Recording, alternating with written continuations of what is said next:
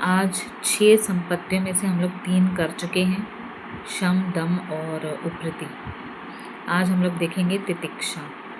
तितिक्षा का अर्थ अगर literal meaning देखा जाए तो सुख दुख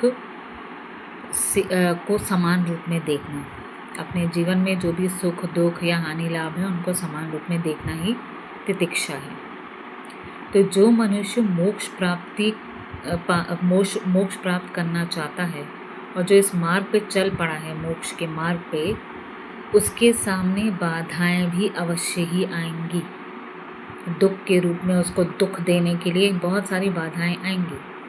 तो वो बाधाएं सुख दुख के रूप में हो सकते हैं, हानि लाभ हो सकता है, मान अपमान हो सकता है, चिंता भय।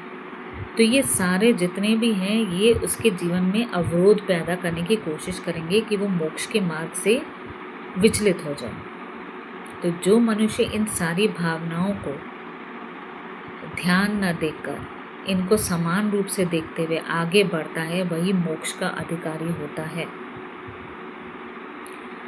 क्योंकि जो मनुष्य है वो धैर्य से इन सारी चीज़ों को देखता है और सहिष्णुता पूर्वक इनको बिना किसी प्रतिकार के इनको सह लेता है, वही असल में मोक्ष का अधिकारी है। सत्य रूप में वही मोक्ष का अधिकारी है।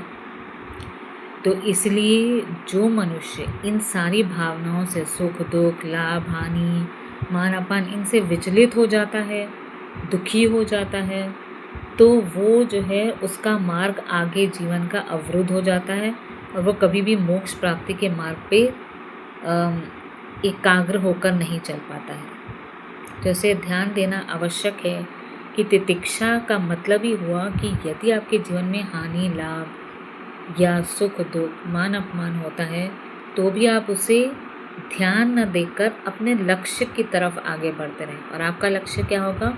मोक्ष की प्राप्ति। तो ही असल में आप ईश्वर के प्रति अपना सामीप्य प्राप्त करेंगे और आप सही मायने में मोक्ष के अधिकारी होंगे। प्रणाम।